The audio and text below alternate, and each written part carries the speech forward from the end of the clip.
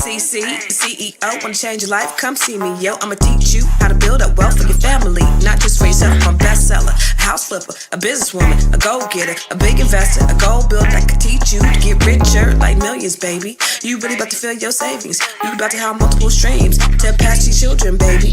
Let me teach you to get your credit on track in the long run. You'll make it all back at Catalyst and watch it all cycle. You're black-owned firm, but we ain't all black. What's up, everybody? It's your girl, Constance Carter. Happy Monday. It is Monday. Come on in, my friends. I am so happy to see you today. I'm happy that it's Monday. Hopefully, I'm not too loud. You know, I'm a little excited about being on here.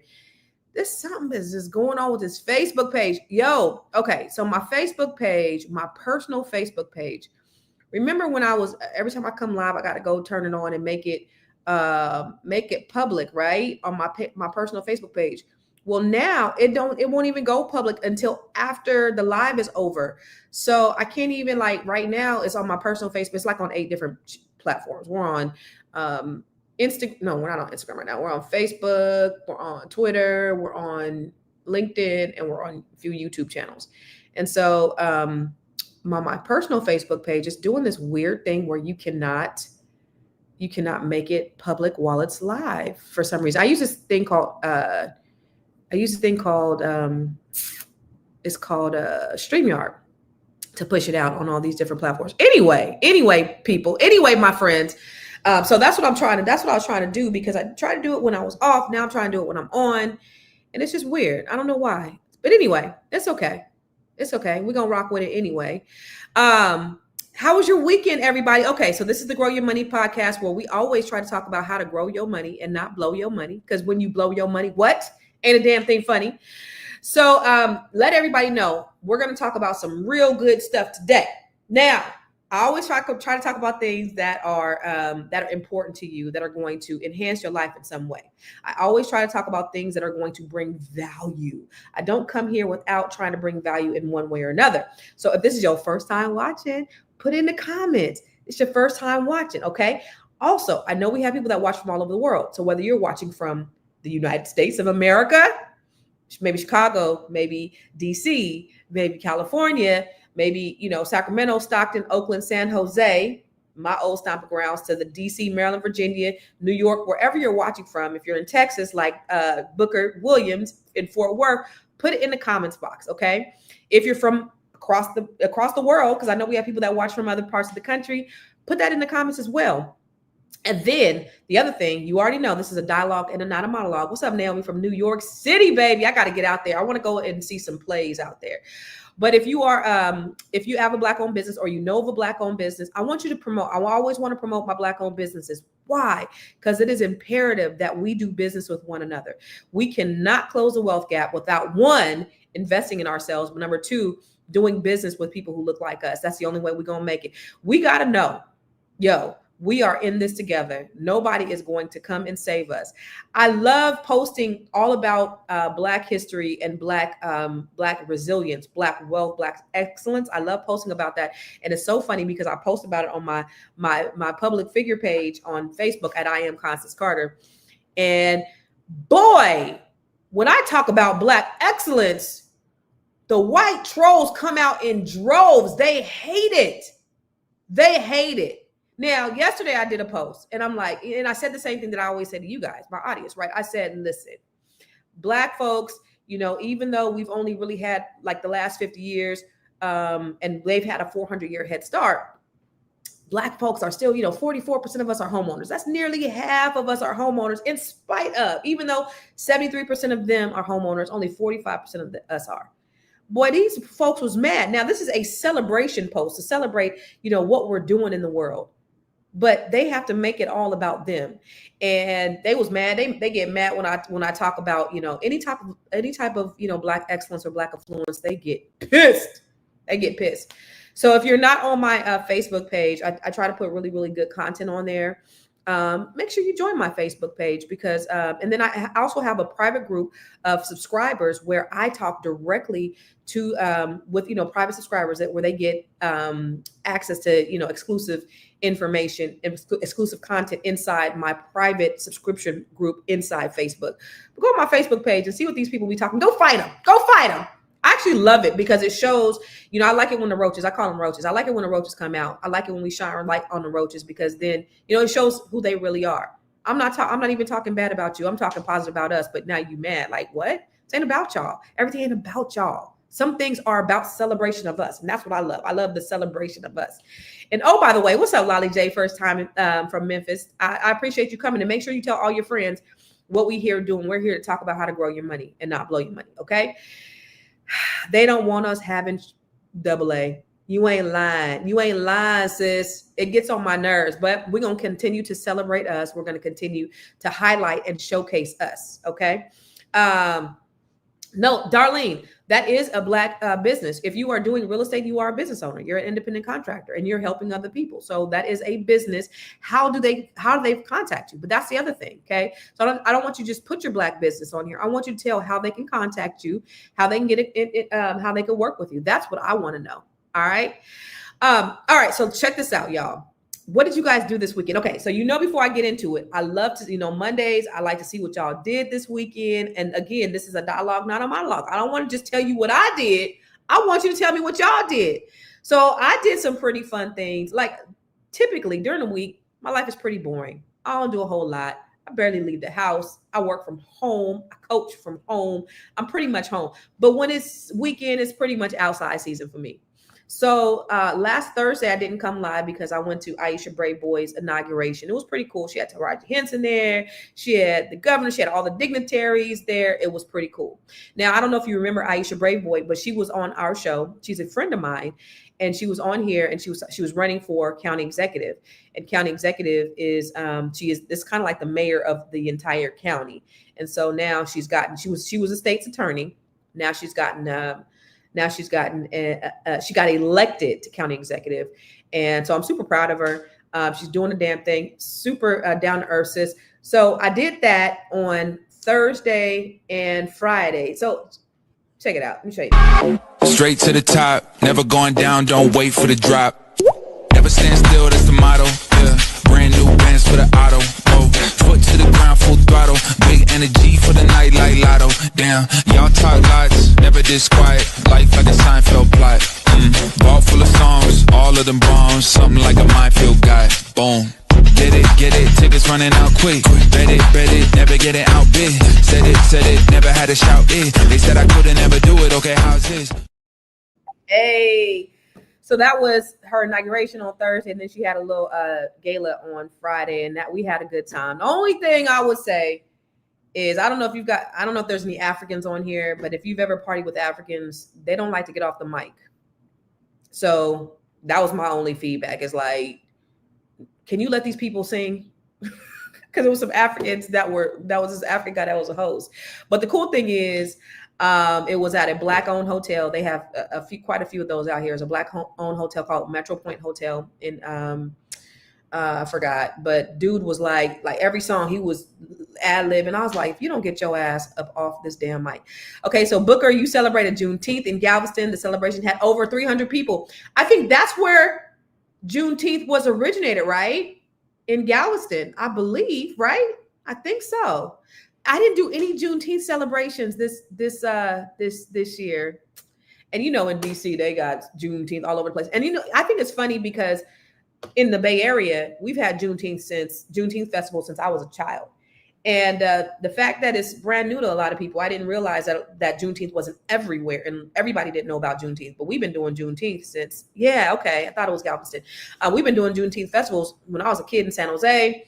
We've had it in Oakland, San Francisco. We've had Juneteenth forever, but everybody is like brand new to some people. So yeah, that's what's up. Okay. So the other thing I did, you guys, is I learned to play golf on Saturday. So I live in a community where there's golf courses. Now, I used to live in a community in California near golf course, like right in the country club community. And I always wanted to join. And I always wanted to learn to play golf, but it was very intimidating. And the moment that I was looking at houses over here, the melanin had changed on the golf course. So when you come into my community, you see brothers out there on the golf course. It's a beautiful thing. And like the first time I ever came over here, I seen women driving golf carts. In my old neighborhood, it was old white men. So it's changed. So I've wanted to do it for a long time. And I joined this group called Queens on the Green. Now I joined them over a year ago. And I've never went to any of the events. I always felt like everybody's too advanced. I'll be in the way. Like, you know, so I never went to any of the events. And they finally had an event that I paid attention to because they're on this GroupMe app too, that all of my other groups are on, and they post all day. So I actually muted them, but I'm a premium member. I pay to be a member. And they had this event called Learn to Play Golf. I said, okay, that's something I could sink my teeth into. So I went out there with some sisters that, you know, I had just met, and I learned how to play golf. Let me show y'all. Let me show y'all. It's a little something. I mean, I got out there a little.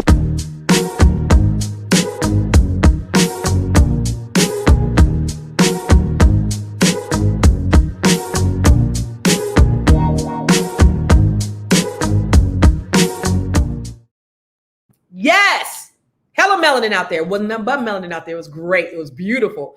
So I was able to go out there and learn some techniques. And I think I'm going to start going. Sorts. What sorts? What sorts? I don't know what that is, Jahari. But I learned to play golf. So that's what I did on Saturday. And then I didn't do anything for the rest of the weekend, but stayed like, what? Sports. I do sports. What do you mean? What are you trying to say? You trying to say I'm not athletic? I play ball. I played basketball. What are you talking about? I play sports. What do you mean? What is it that you are saying, Jahari? I play sports. That's what I do. That's what I do. I do everything. See, a lot of people are jealous. See, people like Jahari are jealous because I do everything. You know what I'm saying? I know how to play sports. Like I do, right? So don't be jealous. Don't be jelly. So that's pretty much what I did. So I'm going to get into it. But you know what? Before I do, we're getting ready to talk about some financial literacy. I had somebody, I'm sitting on the couch yesterday, y'all, and minding my own Black business. I get a text from somebody, and I want to know before I even start, how would you respond? Darlene, thank you. You know what? I don't care about jealous people. You know what I'm saying? Because jealous people, like, they just be jealous.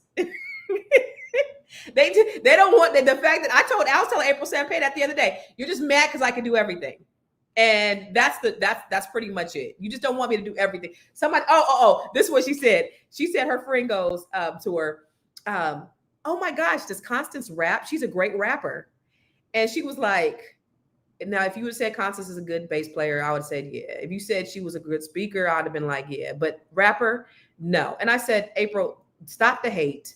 Like, just because I can do everything, I can play the bass, I can rap, I can sing, I can dance, and I can golf now. See, listen, let me tell you something. Black Panther, you know what I'm talking about?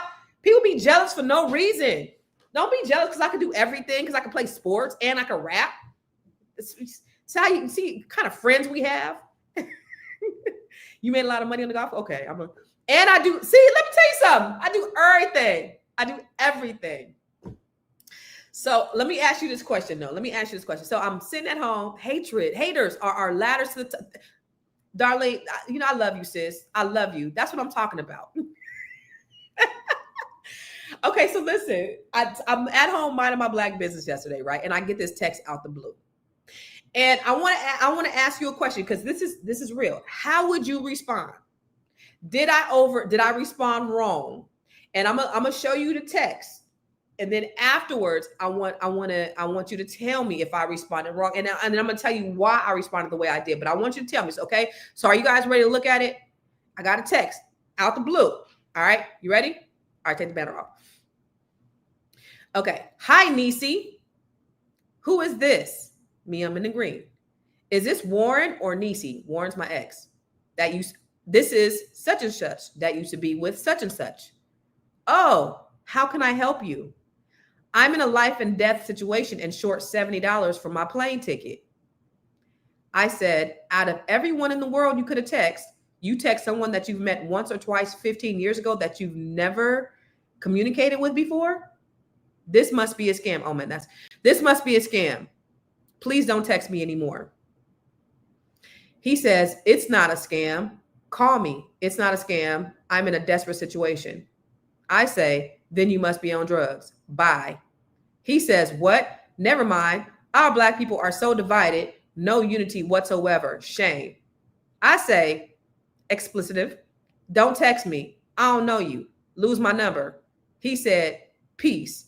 I say, out of here talking about Black unity. Okay.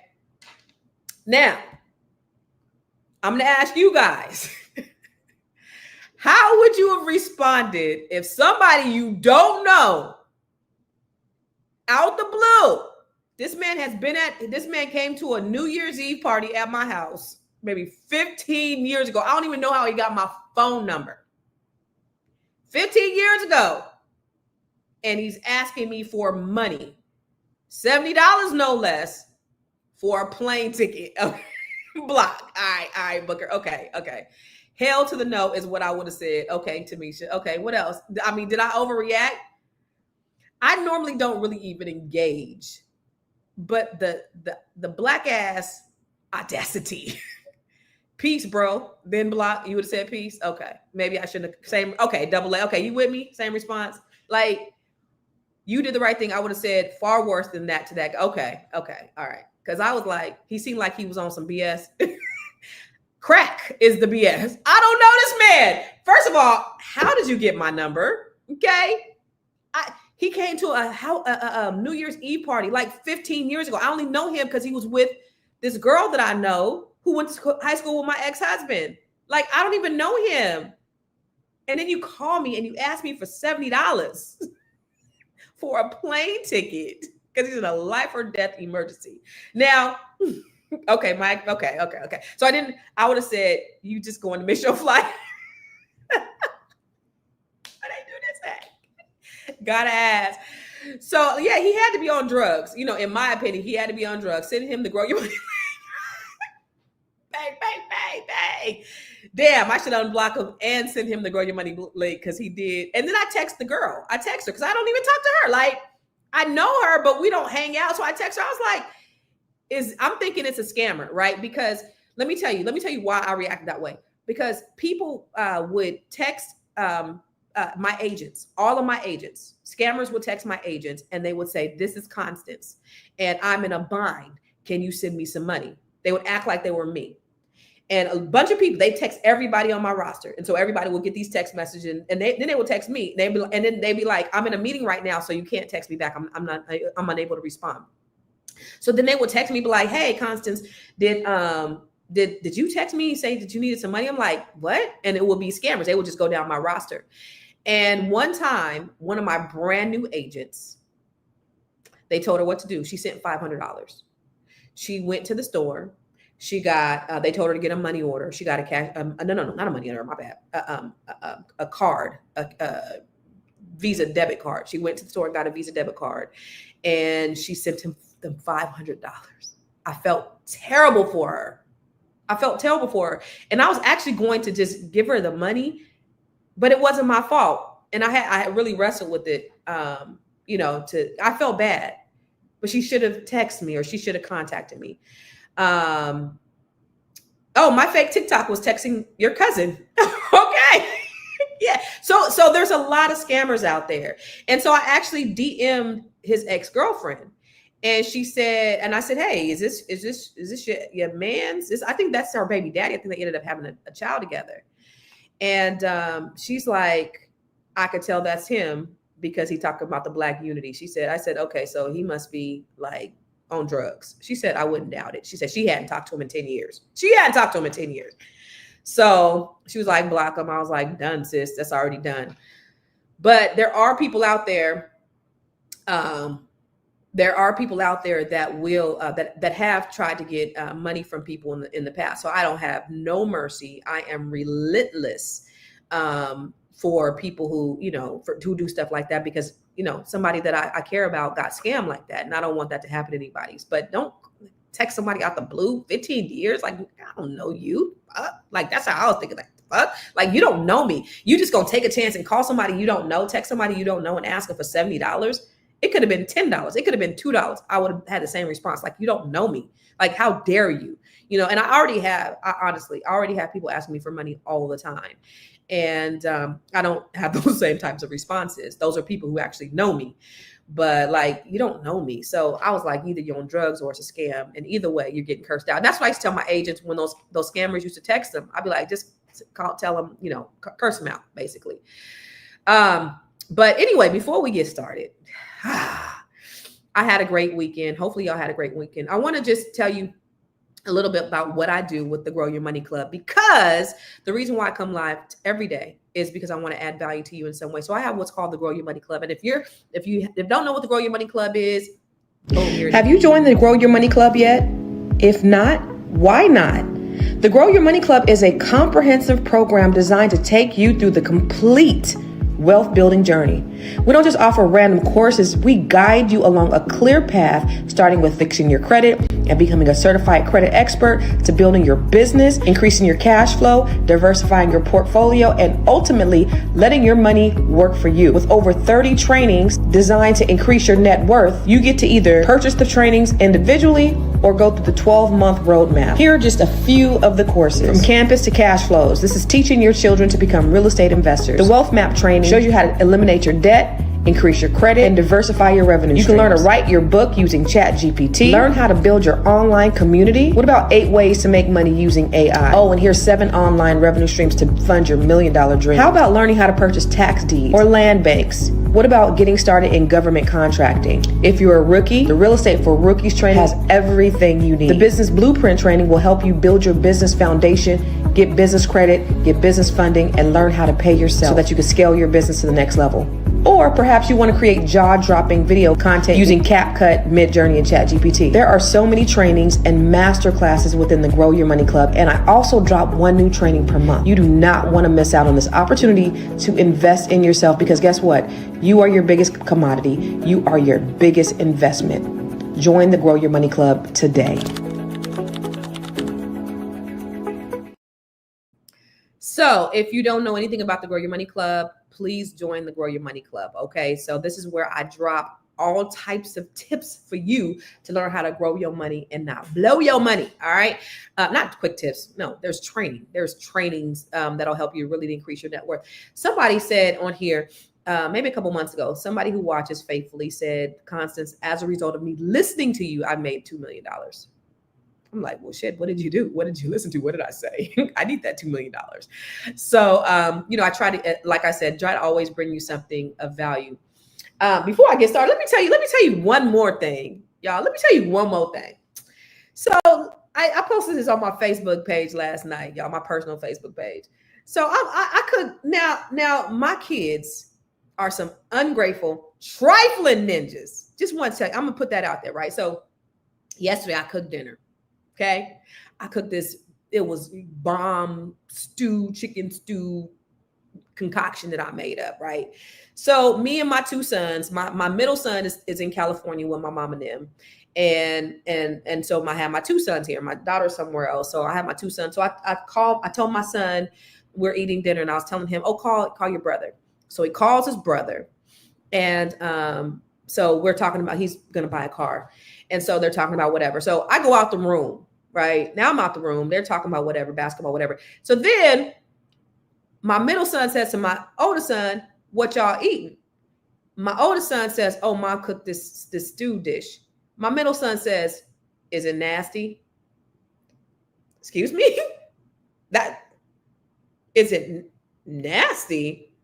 I mean, the nerve. This is why I hate my kids. That's why I say FTK. F these kids. That was his response. Is it nasty? First of all, I can cook. I can do that too. And I can do that very well. It's another part of this whole idea of people being jealous of me, right? They don't want me to do everything in excellence. So they got to knock me down. They got to put me down in one way or another. And so that was just another way that, somebody was hating on me. You know what I'm saying? It wasn't nasty. It was actually very delicious. But anyway, bastards. So I can't stand them little ninjas. Anyway, all right. So let's go ahead and get started on what we talk about. I just get so excited when I talk to y'all on Mondays, and I do. Shut up, Cool J. I get so excited, and I just want to tell y'all about everything because it's been like a few days since we've talked. But listen, we're out here grinding, we shining, we stunting. But let me ask you this. If your child has to start over from zero when you're gone, did you really build wealth? I remember one time when somebody came to my house. I had this beautiful home in California. I worked hard for it. And I used to have these great parties. And one of my friends came over. She went to high school with her. And we had this, we were having a party, and it was beautiful. And she gonna ask me, like, are you hood rich? I didn't even know what hood rich was. And I was like, what's that? And she was like, that's, I guess, where people like, they display their money, but they don't have any wealth. They don't have any assets. And I was like, hood rich? The hell?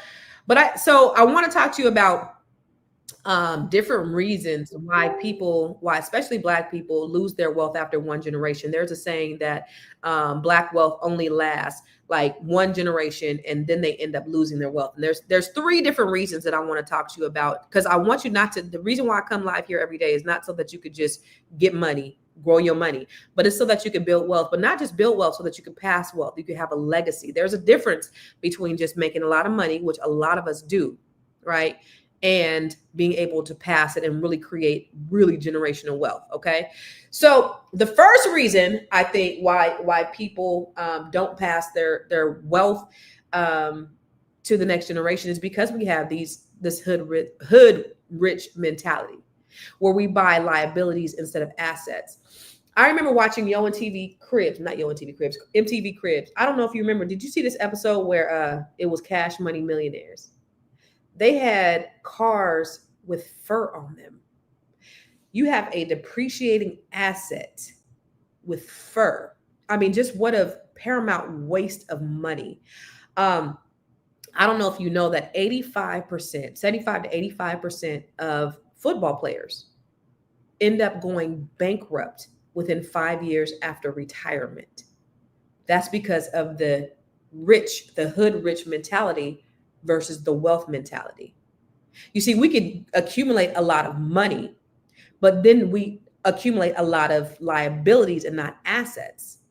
When you drive a car off of a car lot, your car depreciates instantly the moment that you drive it off the car lot. That's why I don't buy brand new cars. And that's why mostly I lease my cars. As a business owner, I lease my cars. That's 100% write-off for me. So when you're putting your money into things that depreciate, that's not building wealth. When I was renting a house, when I moved down here, and y'all, it drove me crazy. Now, I made a conscious decision when I moved out here that I was going to, yes, that is the culture that was sold to us. When I made a conscious decision that I was going to rent for a year. That was the goal. Okay. And I'm telling you my business. So there's this area that I really wanted to live in, the area that I'm in now that I purchased a home in. It's a townhome. Okay. The rental market is crazy. Now, if you are an investor, rent has never gone down in the history of the world. So being an investor is always good. If you have tenants, it's always good because rents are always going up. Home prices may be cyclical. Rent has always gone up. So when I was looking for property out here, I made a decision. I was going to move in 4 months or 4 years. That was it was an abrupt decision when I made the decision to move out here. I was going through a divorce, a lot of stuff was happening. And I was like, I'm moving. And I'm going to move in 4 months or 4 years. So it was, okay, I'm going to rent a house at first for a year. And then I'm going to, I'm going to purchase. And so I was looking for houses to rent. And I ended up, I was getting outbid on everything. And so people were paying 6 months in advance, and they were paying more rent than what they were asking for. That's how I was getting beat. So this house came up. It was this townhome. It was in the area that I wanted. It was only $3,200. I wanted it so bad. I had lost out on so many houses. Now I had great credit, great income, everything. I had lost out on so many. I was just like, I will pay $4,000 per month, and I will pay 12 months in advance. Okay.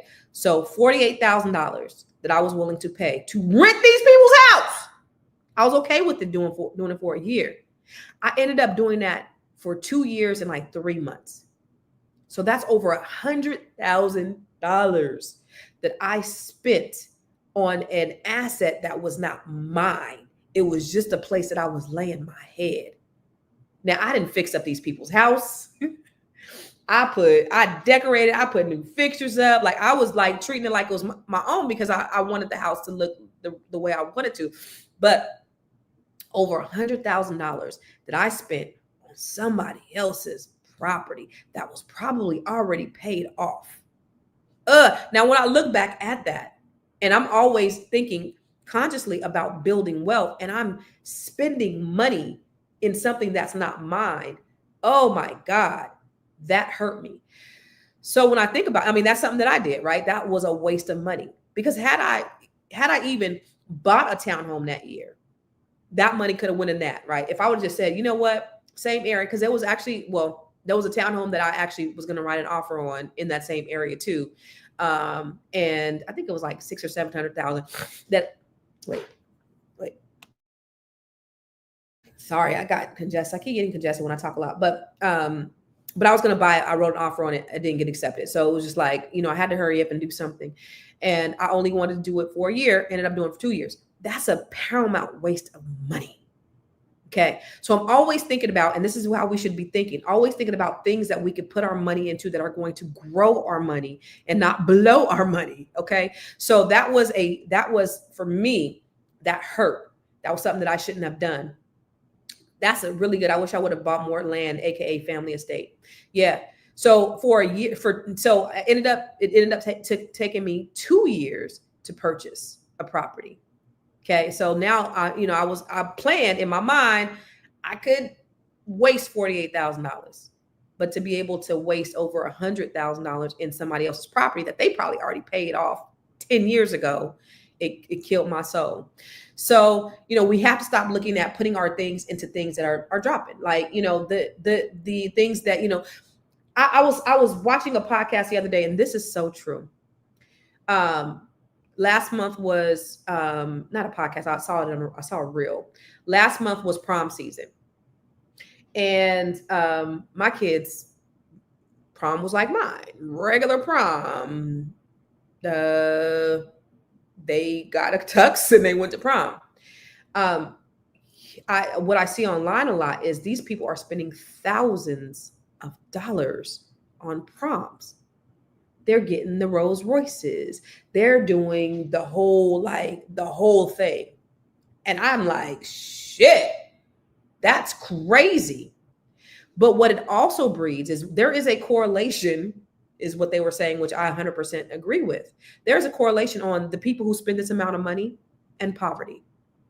You don't see people who have money that are spending all of this extravagant amount of money on a prom, on Bentleys and shit for a high schooler. And they don't have no money for a college fund. They ain't got no money set aside for their kids. They live in check to check. They spending their tax returns on having this extravagant prom experience for their child. That is how you blow your money. We got to get out of that impoverished thinking. There wouldn't be no way where I would ever think of spending over a couple $100 on a prom on one night. That just makes no sense to me. Like, where did this come from? How did this come? Like, why would you do that? Unless you can. Now, I got some friends who live in my neighborhood. They invited my sons to their daughter's 17th birthday last year. And they said the Sweet 16 was even better. Now, the 17th birthday last year, was her 17th? No, it was her 18th birthday. They shut down a club. They had Rolls Royce, Bentleys, but they have those in their driveway. They own it. They had two rappers there. And like, it was just like this huge thing. They can afford it. It's a drop in the bucket for them. But I can't afford nothing like that. I would never do anything like that for my children. For those of you who can't afford things like that, don't do it. If you are spending $3,000, $4,000, $5,000 on a prom, but you don't own a home, or again, you don't have a college fund, you don't have money set aside for your children, you're losing. You're not winning. That is not a winner mindset. That is a losing mindset. And so we have to get out of being hood rich, and we have to really start thinking wealthy. Okay. So that's number one reason why Black people end up and I'm not saying all Black people, but I'm just saying us as a people, we end up losing our wealth after the first generation. We work hard.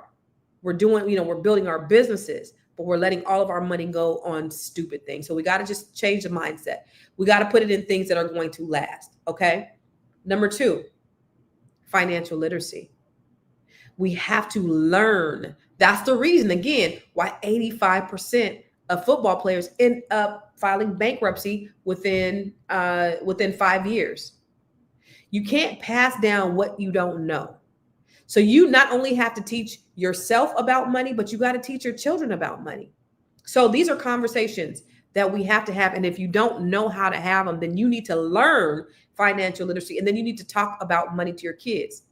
How many of you guys grew up with parents that would not talk to you about money? Me. The only thing I overheard my parents talk about is bad credit. I just heard them say it. We can't do this because we got bad credit. We can't do that. And I didn't know anything what bad credit was. I knew it was stopping us from doing stuff. I knew it was ruining our lives. But they never sat down and talked to me about their money, how much money they made. Oh, that you better not ask no grown person how much money they made. Right? So we don't, our parents didn't teach that to us. We had to kind of just stumble upon it. You guys do things like listen to me and listen to Dr. Boyce and listen to other people who are trying to teach you different financial strategies. Most of us, we're winging it, right? It's never discussed. We never discuss money, period. We're just winging it. A lot of us, we're just winging it. We're learning on our own. But now that you're learning, you also got to share it with your children. The reason why they're not taking it is because they don't know what to do with it. So you have these people who built these great businesses, but their children don't even know how to run it, or maybe they have no desire to run it.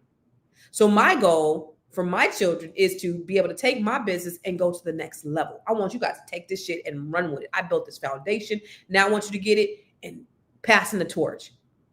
My oldest son, he's like, yeah, nah, I'm good. I want to forge my own way.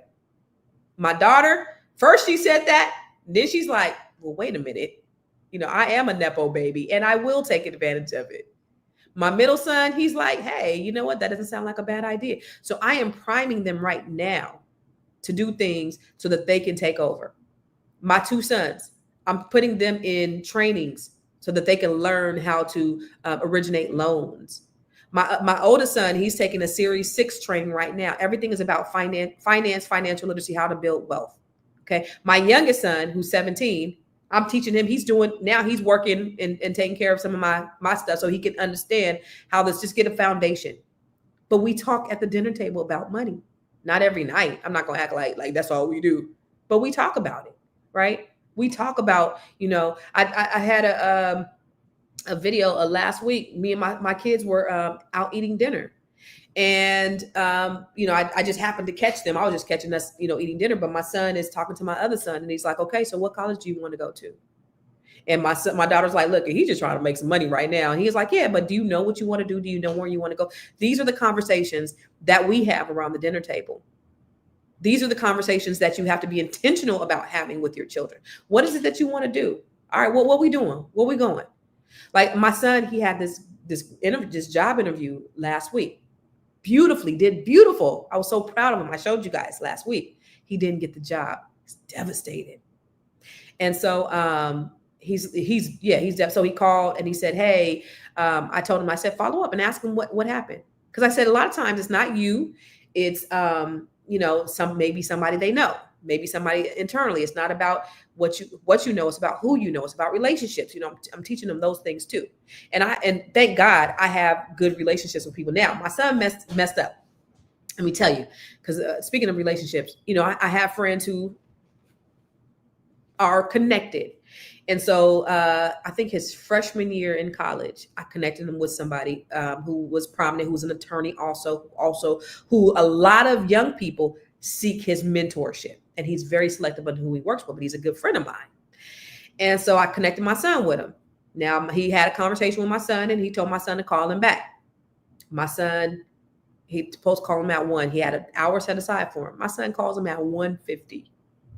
And he was like, well, can't we just talk now? And he was like, no, we can't.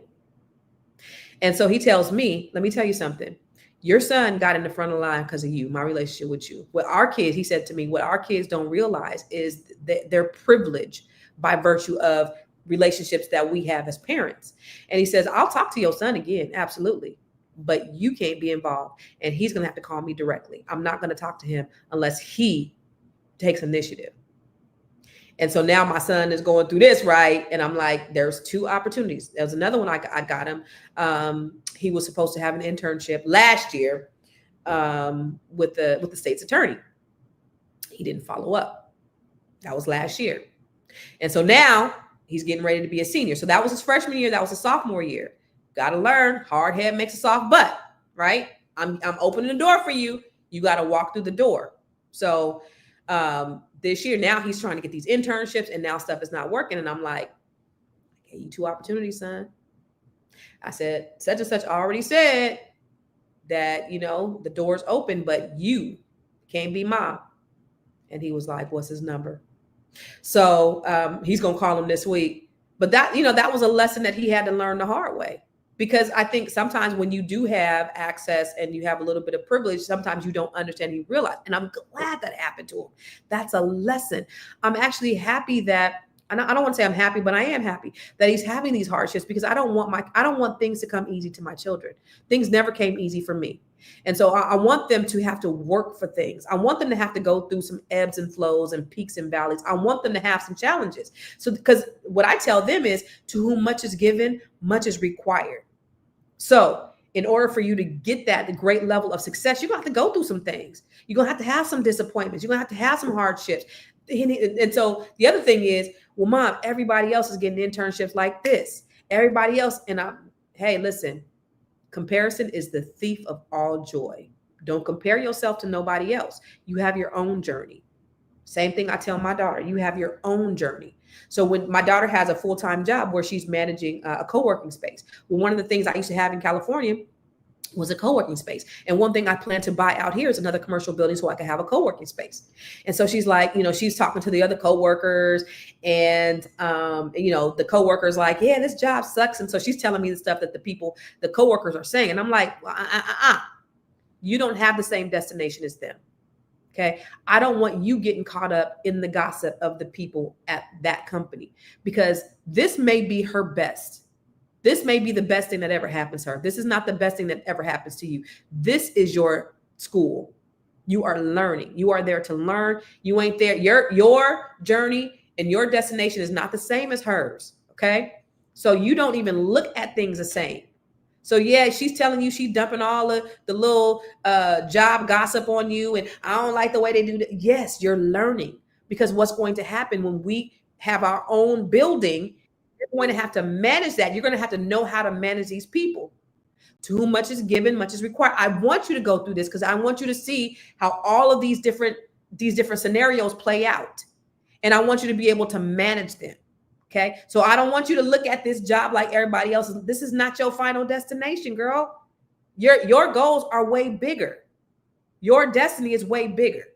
So these are the conversations that I'm having with my kids. I want you to think bigger. I want you to struggle a little bit. That's good. That's not a bad thing. I don't want you handed everything. Yes, mommy, I worked hard to get the connections and the things that I have, and you have access. But now I bet you now, my son gonna know how to step up when I give him access. In fact, I went golfing. I told you I went golfing on Saturday, and there was a young lady there that does exactly what he does. So he's a finance major on a pre-law track. This young lady, she got to be about 28. She's a finance major on the pre-law track. So I said, I want you to talk to my son. She was like, absolutely. And she wants me to mentor her. Absolutely. You mentor my son, I'll mentor you. We even, Stephen. So guess what he's doing today? He calling that lady, because now he knows I cannot let these opportunities pass by me, because I've already let a couple pass by me. Now, luckily, he still has the opportunity to save himself. Nothing is too late. None of this stuff is too late, but I'm glad he had to go through all of this in order for him to understand. Okay. So these are the conversations that we need to be having with our children. Now, I'm not saying that I do everything perfect. My kids talk shit about me. They trifling and lazy and awesome and amazing. They're all of those things. They're the things that All teenagers are, all young adults are. They have not arrived. I have not arrived as a parent, but these are just some things that I do to make sure that I'm instilling this level of wealth mindset in my children. When that oldest son was 12 years old, he told me my biggest fear in life. He's 12 years old. He said, my biggest fear in life is that I won't be successful. I'm like, here you are. And we were at my office.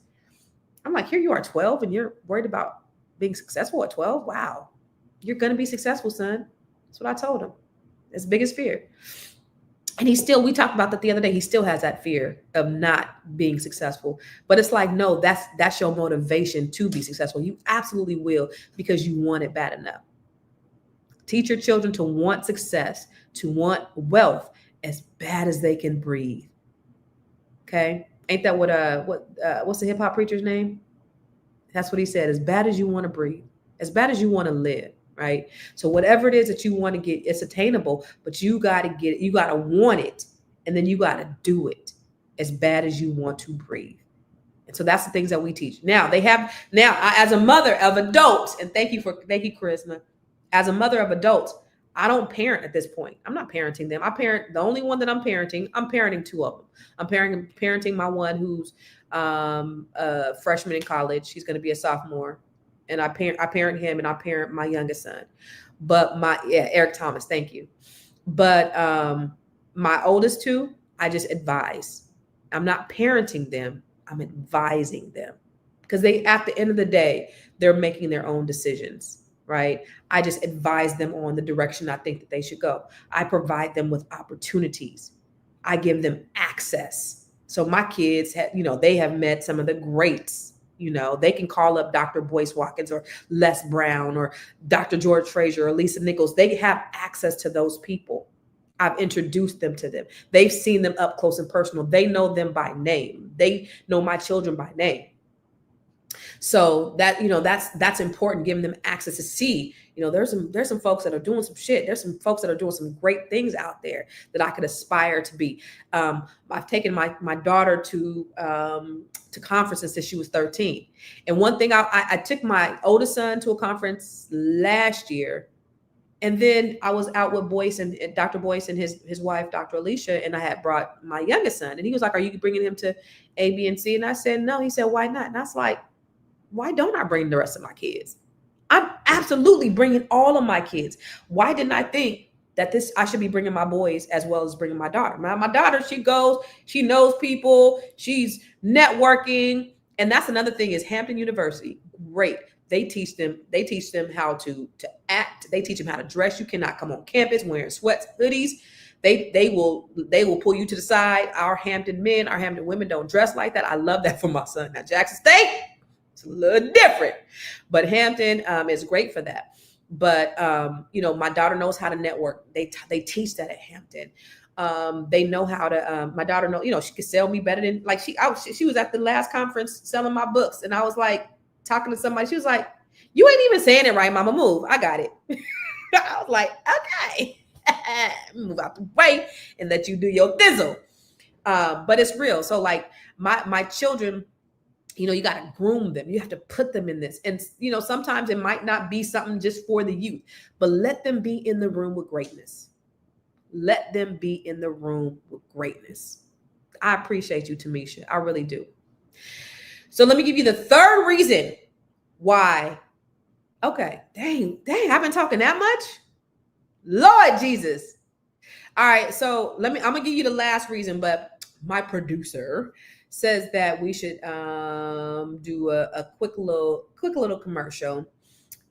So really quick, let me just tell you a little bit about one of my passion projects, which is the Net 7 Collective. I do this with women from all over the country, and I'm excited tomorrow I'm going to announce something about the Net 7 Collective.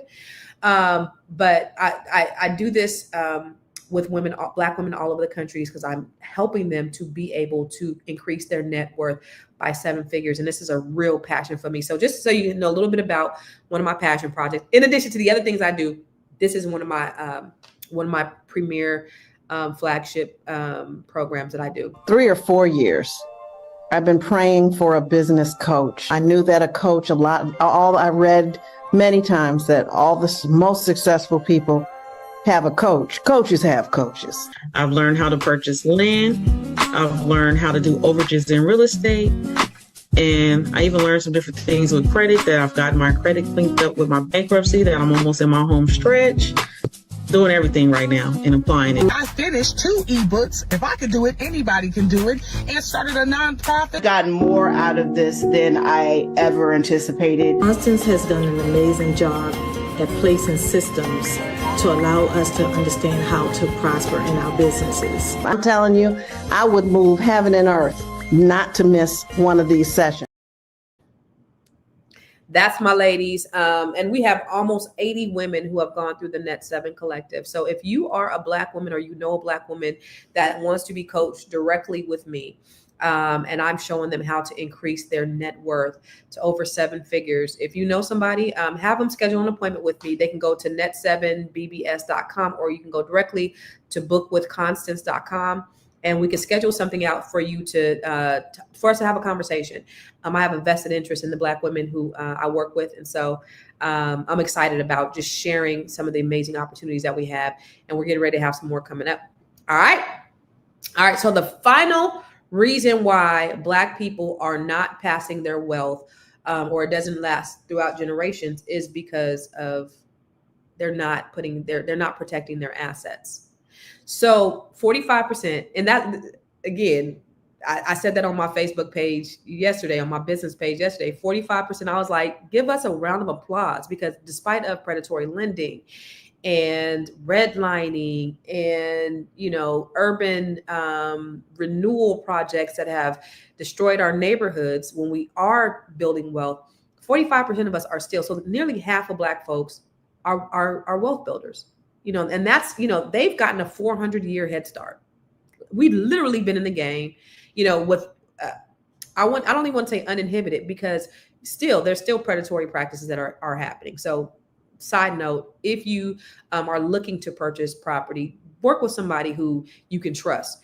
Banks have been fined billions of dollars, even to this day. I'll do a post about it later. Wells Fargo, Bank of America, all these major banks have been fined for predatory practices against minorities. But 45% of us are homeowners. The problem is we're not protecting our assets. We're going into probate. And when you have a home that is an asset, I don't care what anybody says, your home is an asset and it is not a liability. Why is it an asset? Excuse me, because you have equity. That's the reason why I was just so cringy when I wasn't building wealth. I'm always looking at ways that I could put my money and build wealth. Well, you have a home that is an asset, and it's really an asset if it's an investment property, because not only do you have cash flow, but you have equity. And that's the thing about it. And so most people aren't protecting their assets. I've told you guys a story, and if you're new here and if you never heard this story, I want to say 12 years ago, maybe 14, 15 years ago, back in 2011, 2012, I moved into this affluent neighborhood. We were the only Black people. We were the onlyest Black folks that lived in this neighborhood. We were the youngest and we were the Blackest. Okay. So when I moved into this neighborhood, I was trying to see, I was looking around trying to see who lived here. I wanted to see who my neighbors were. And when I went to go look them up, I couldn't find who was actually, who my neighbors were. Why? Because everybody had their homes in living trusts. What the hell is that? At this point, I'm in real estate like 10 years. I didn't even know what a living trust was for. I didn't know the protections, right? And so, when I moved into this neighborhood that I'm in, which is an equally wealthy or maybe even a more affluent neighborhood, which is all Black, majority Black people live over here. When I went to do the same thing, guess what? I was able to find out who everybody was. You know why? Because nobody had a living trust. So while all these Black people are making all of this money, nobody is protecting their assets. So when they die, their homes end up going into probate. What happens with probate? It ends up taking years. Sometimes people lose the property. So it goes into probate. And then probate is costly and it's time consuming. And then you have people who are fighting over your things. So I have clients who I've seen them fighting over mama's house because mama didn't have directives of what should be done. My mama always said, people get to acting funny when it comes to death and money. My mama was, that was one of the, my mama said a few right things. And that was one right thing that she said, because I've seen it firsthand. As soon as somebody dies, in my mind, you would think, oh, this should bring us together. Life is short. We should be in harmony. Everybody should be loving each other because we just lost somebody. No, the claws come out. People start stealing jewelry. They start stealing furniture. I got to get mine because mama wanted me to have, and mama didn't have no directives because she did not have a living trust. Now, there's even some celebrities, but this happens with regular people. James Brown died in 2006. His legal battle lasted over 15 years. That man was on ice for what, 9 months, I think? They didn't even bury him for like 9 months because they were battling over his estate. Hundreds of millions of dollars, 15 years. Aretha Franklin, she died in 2018. Her will was discovered. It was a handwritten note, and your will could be a handwritten note, but that's not a living trust. Her will was a handwritten note stuffed in the couch, and it was discovered. Her family fought in court for 5 years. She had a disabled son. Everybody was fighting over her stuff, her business, everybody fighting. Prince died in 2019. Now, this is still suspect because how does he have hundreds? And Prince seemed to be pretty savvy, but he had no will and no trust. It took his estate 6 years to settle. John Singleton died in 2019. No, Prince died in 2016. John Singleton died in 2019. He had a trust, but he hadn't updated it in over 20 years. When he made the living trust, he had one child. When he died, he had 6 children. It took 3 or 4 years for them to settle his estate. Okay. His estate was only worth a couple $1 million compared to the hundreds of millions of dollars of James Brown, Aretha Franklin, and Prince. These were multimillionaires who didn't protect their assets. So if they didn't have their business in order, then what about us? Wealth with no structure, it just becomes chaos. So we have to think about what this does for our families. Your children, if you do not have some type of proper planning, your children will end up hating each other when you die. Because now it's chaotic. Number one, we don't know what mama's life insurance is. So we have no idea where to go get this stuff. I have a free download on my website. It's called the Personal Information Organizer. If you go to constancecarter.com, I think it's under books. I'm actually updating my website now, y'all. So I think it's under books. At the top, go to books. I'm going there right now. And then, or is it under store? Scroll all the way down. Yeah. So if you go to books, go to Personal Information Organizer, download this free download, and this is going to help you to be able to have everything all in one place. One of the things that is important for me, what I try to do is I try to see where the gaps are. Okay, what do people need and how am I able to fulfill their needs? Okay, so one thing that I've seen with my own eyes is folks is looking for insurance. We don't know where their insurance is. Okay, well, write everything down. Write your passwords down to your bank accounts, all that stuff. Have that all in one place. So if something should happen to you, your loved ones have access. Okay. And the second thing is you have to have a living trust. There is a saying that a will be contested. What does that mean? A will is just directions. Okay. It's just like Aretha Franklin wrote that will on a piece of paper. That's admissible in court. Absolutely. But it can be contested also. A living trust is pretty much done.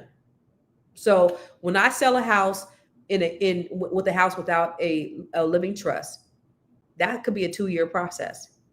Then you have somebody from out of town who didn't take care of mama. Now she want to have say, she want to contest everything. I don't want to sell mama house. You ain't paid for nothing. We out here struggling and you have say. Yes, she does have say. And the judge can rule in her favor if he so decided to. So having a will is only instructions, but having a living trust. When you have a living trust, when I've had clients who've had living trusts, I put their house on the market, we close in 30 days, no problems at all. Okay. So another thing that I've done, so that go to my website, go under books, go to personal information organizer, get that free download. Okay. The second thing I did is I was updating my living trust a couple of months ago, and I was telling you guys about it. And I was like, you know what? I already had a living trust, but when I purchased another property and I sold some property, all the other things, been divorced, I had to update my living trust. And that's another thing you need to do is once you get a living trust, you need to update the living trust. But I was doing it with Chat GPT. Same format, ironclad, all the things. But I was like, you know what? Living trust costs anywhere between $1,500 and $3,000. And most of the people that I know can't afford that. They can't afford an attorney to come do a living trust for them for $1,500 or $3,000. I have a same living trust that's ironclad that was done by an attorney. I just redid it using Chat GPT, and I show you how to create your own living trust on my site. It's $20 download. Go to makemylivingtrust.com. You can download this instructions on how to create your own living trust. I also show you how to record them, because it's not just important to have a living trust. You need to get it notarized, and then you have to have it recorded in the county that your property's in. So go to makemylivingtrust.com, download this ebook. It's $20. So you are saving $2,000, $3,000, because like I said, living trusts are anywhere between $1,500 and $3,000. My best friend called me the other day. I was like, you don't listen to me. Obviously, she doesn't listen to my podcast. She called me the other day, was like, hey, is this right for a living trust? So you know I got an ebook. She's like, what? Girl, if you go to my website, obviously you ain't listening to me. But you know, and they were charging her like $3,500 for the living trust. And she was willing to do it because she knew the importance of it. Her mom passed away. Her mom's house was in a living trust. She has a house in San Francisco. That house is worth millions of dollars. She didn't have a living trust yet. I'm like, you remember, girl, you don't want, because she's a notary. You don't want to notarize my shit. She was like, oh, yes, girl, if you don't get this living trust, go to my website, go to makemylivingtrust.com. It's $20. Get your living trust. Now, some attorneys may say, oh, you need to go through us. This is because they want your $3,000. Literally. This is literally the same living trust that I have that I got from an attorney. So go to makemylivingtrust.com, $20, download it.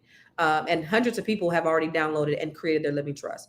I have what I believe on there. I have what states, how do you record them? Where do you go record them? All that. So everything is all in that.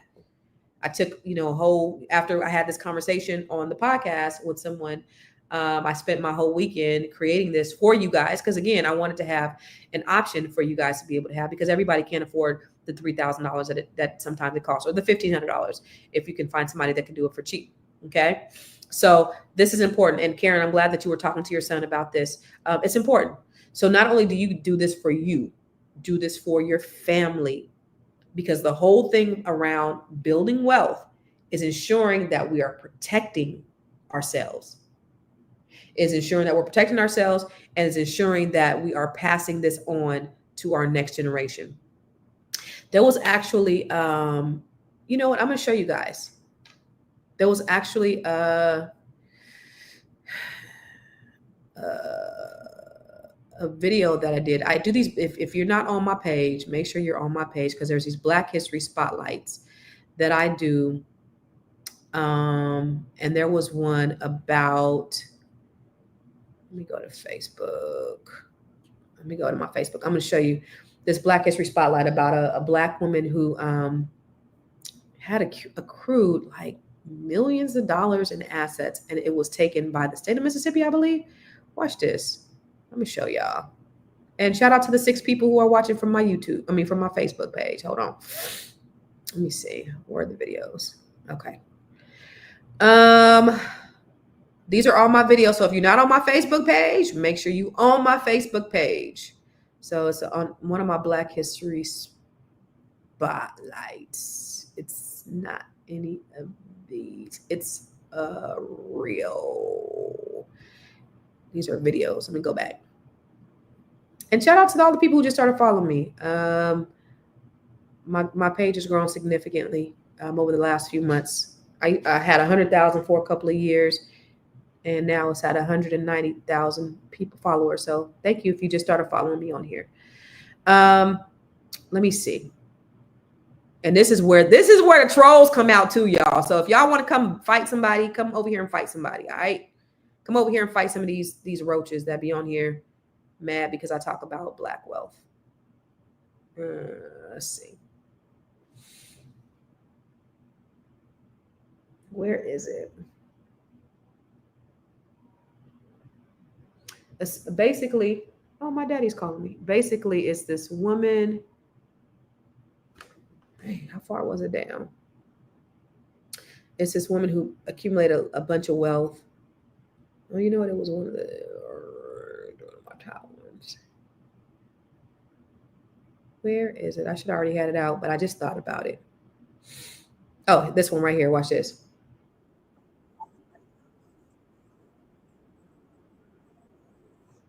Uh-oh. I should have only shared. Hold on, my bad. Hold on. I'm trying to multitask. Hold on. Share screen. And unapologetically generous, who quietly amassed a real estate empire worth over $100 million. Her name? Eula McClaney. But I bet they never taught you that in school, did they? Because while she was building Black wealth, they were plotting on how to steal it. Born in 1914 in Alabama, Eula McClaney turned a $125 investment into an empire. She owned land, buildings, hotels, and even horse farms. She built property in multiple states and became one of the richest Black women in America. But she wasn't just rich, she was righteous. She donated to HBCUs, helped fund civil rights efforts, and used her resources to lift her people. She believed in Black self-sufficiency, land ownership, and legacy. But she passed away in 1986. But instead of her wealth being passed down to her heirs or her community, the state took it. Yep, you heard it right. After her death, Alabama declared her retroactively incompetent. After the fact, they allowed the state to seize her estate, liquidate her assets, and block her loved ones from inheriting the empire that she built. Millions gone. Property sold. Legacy erased. Why? Because she died without a will, without a trust, without the legal protection that's necessary when you're Black, when you're wealthy, and a woman in America. That wasn't just financial mismanagement. This was theft in broad daylight. And it happened to us more than you think, through probate court, through shady guardianships, through policies built to rob Black families of generational wealth. But here's the lesson. We don't need to just build wealth. We need to protect it. You gotta have living trusts, wills, power of attorneys, LLCs, and life insurance.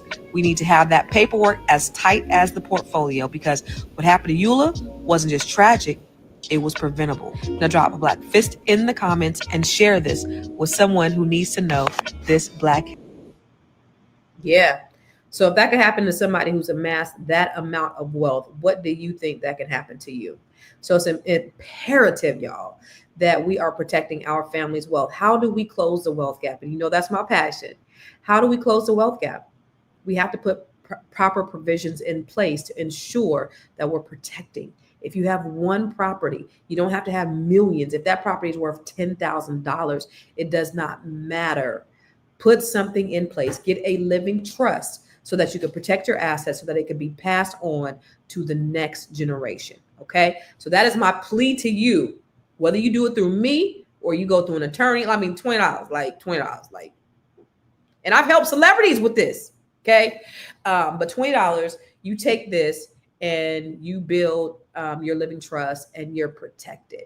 Protect your assets. So those are literally the three things that I wanted to talk to you about. Okay. So listen, you were the one who broke generational curses. You are the one that you didn't just make money. You made a legacy. Don't stop at the paycheck. Don't stop at 6 figures. Make sure what you build, it lasts long after you're gone. Real wealth ain't loud. It's lasting. When you think about the Rockefellers, they have dynasty legacies. That's legacy. That's wealth. Dynasty trust.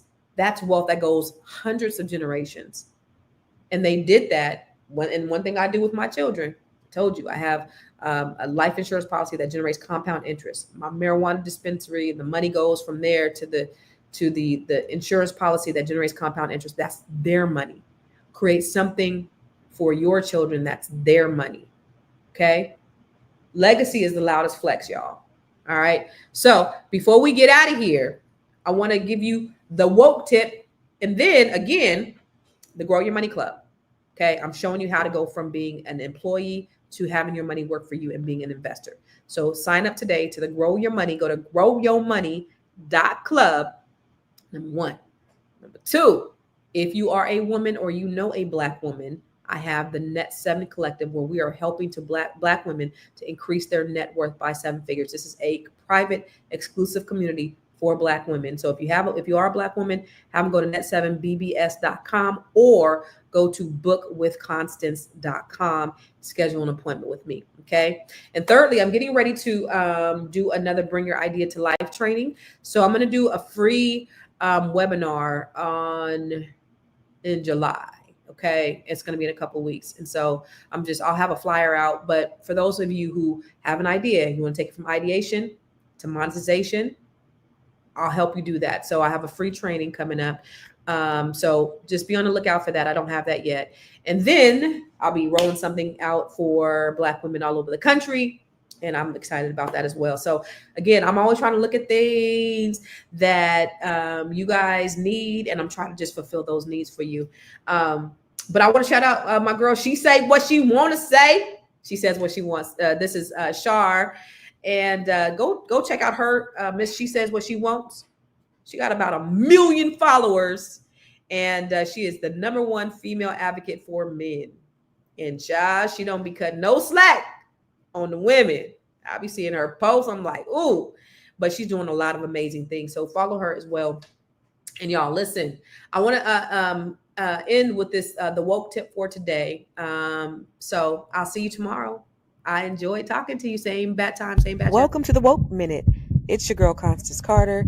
This is where we will drop quick tips to build wealth, seize opportunity, gain knowledge, and empower your legacy. If the next generation has to start over, then you didn't build wealth, you just made money. True wealth means creating systems, teaching the game, and putting protections in place so your legacy lives on with or without you. Wealth isn't just what you leave behind, it's what you teach while you're here.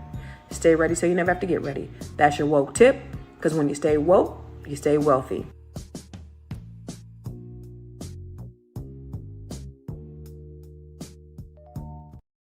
Get your Stay Woke t-shirt at conversationtees.com. Listen, I was just looking at a message from my dad. Let me let y'all hear it real quick. Let me see. My daddy. I love my daddy. Good morning, dear. I didn't really want anything. It just ran across my mind. I just thought I'd call you to say hello and I love you. Talk to you later, baby. Bye-bye. Why, daddy? I love you too. I'm going to call my daddy right now. All right, y'all. I'll see y'all tomorrow. Same bad time, same bad channel.